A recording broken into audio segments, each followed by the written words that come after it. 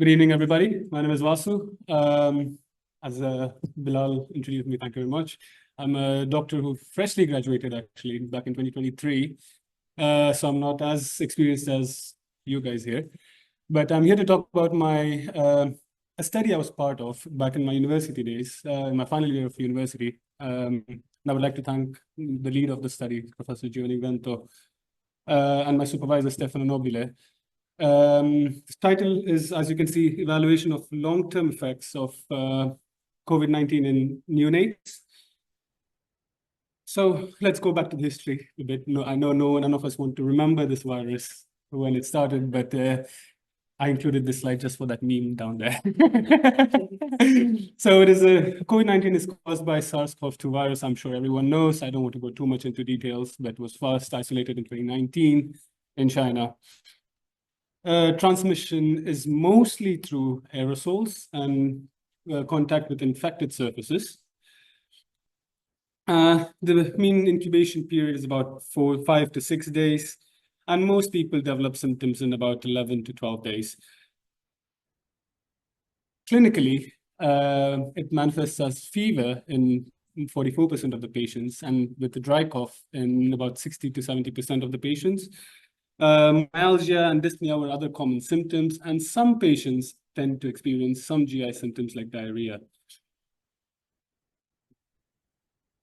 In adults specifically, COVID-19 was shown to cause there was some evidence of some long-term respiratory function deficit in adults. And it was found that in diabetic patients were at the highest risk of developing a COVID pneumonitis. Conversely, compared to children, the pediatric population tend to be very mildly affected by COVID-19. And asthma seems to be the most prominent predisposing factor for a severe COVID pneumonitis.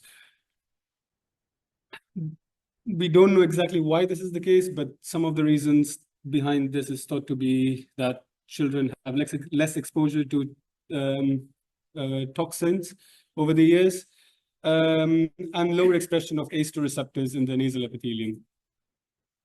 Now, coming to effects in neonates, not much different than what they call the effects in pediatric patients, but something they test sometimes in severe cases, they tend to experience something called neonatal multisystem inflammatory syndrome, which is essentially a septic shock with which presents as fever, elevated inflammatory biomarkers, and multi-organ dysfunction. Needs to be at least 2 organs to be classed as a neonatal multisystem inflammatory syndrome.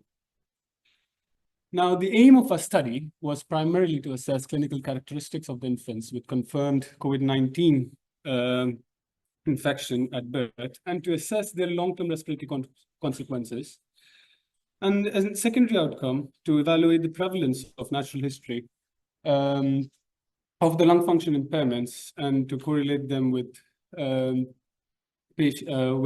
different parameters of the patients. So we did this by using a set of population. We had in the time frame of our study, we had 36 patients who were born and contracted the COVID-19 infection at their neonatal age, out of which only 14 gave consent to be a part of the study. We used tidal breathing analysis and a nitrogen washout tests. I'll go a little bit into what they are later on in the slides.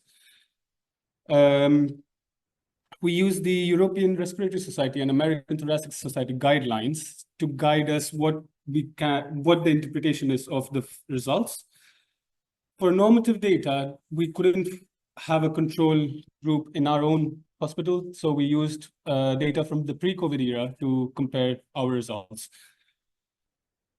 Inclusion criteria involved term infants or preterm infants with informed consent with a history of COVID-19 infections. We excluded patients who had some congenital malformations and patients who did not give consent. We studied parameters like lung volumes, functional residual capacity, the ratio between time to peak expiratory flow and expiratory time, tidal volume, respiratory rate, expiratory and inspiratory time. So let's come to the first of the two tests that we did on all the patients. So the first one being the tidal breathing test. Tidal breathing test essentially just measures the flow and volume during restful breathing. According to the ERS and ATS guidelines, these breathings have to be under restful, normal sleep breathing. And then an infant cannot be under any stress or crying, etc. This test mostly gives us information about the mechanical function of the lungs. That is there any obstruction that is causing any issues with the breathing or not? The second test that we used was a nitrogen washout test, which specifically measured the amount of nitrogen in expired air.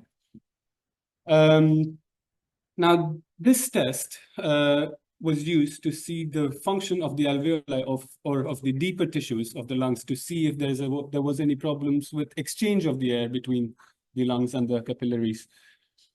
We use parameters like SCON and Saxon.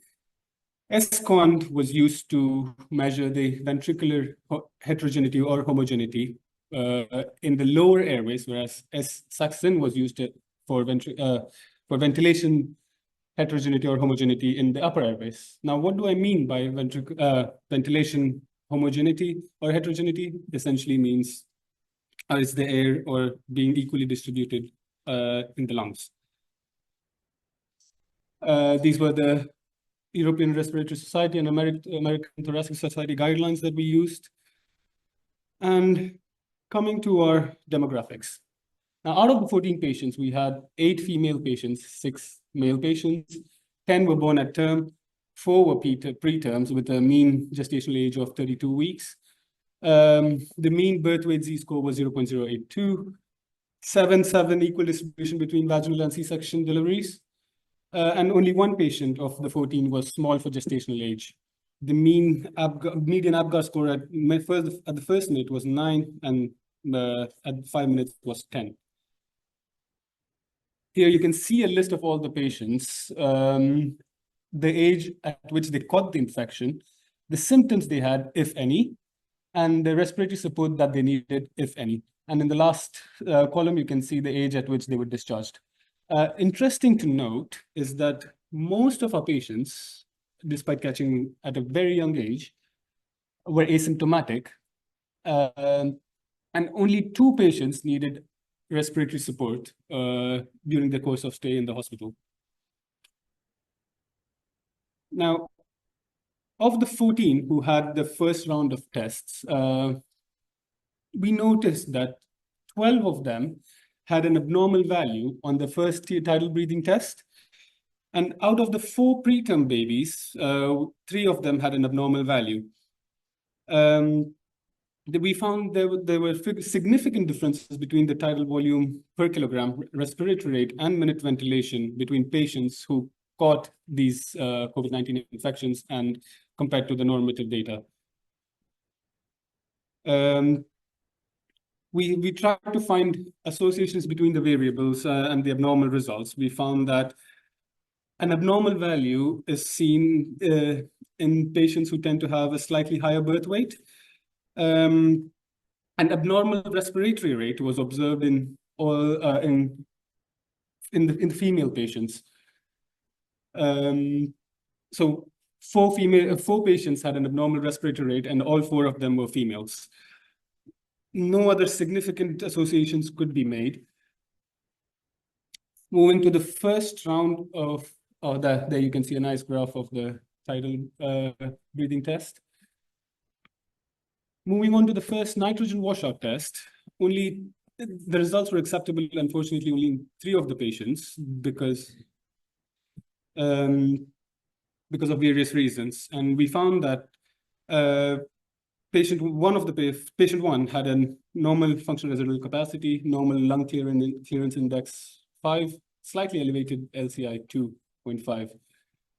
Patient 2 had a low FRC, reduced LCI and LCI 2.5. Patient 3 had a high FRC, high tidal volume, reduced LCI 5 and LCI 2.5. Moving to the second tidal breathing test, which was done at a mean age of 10 months. The second tidal breathing test was done for only 4 of the patients till I was there. I subsequently left the university, so the study was still ongoing. I don't have access to the data of the other 10 patients. We found that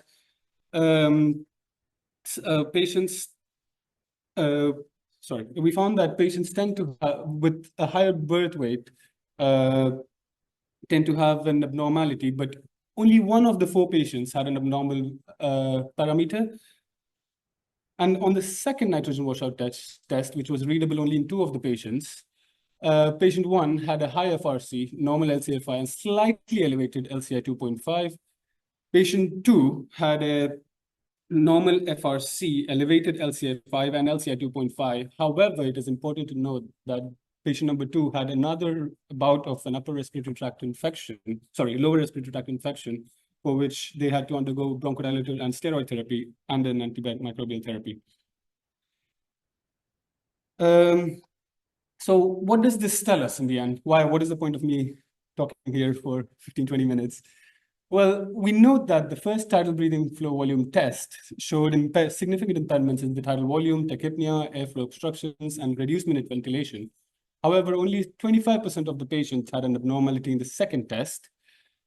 And infants with slightly higher birth weight Z-score tend to have a high respiratory rate.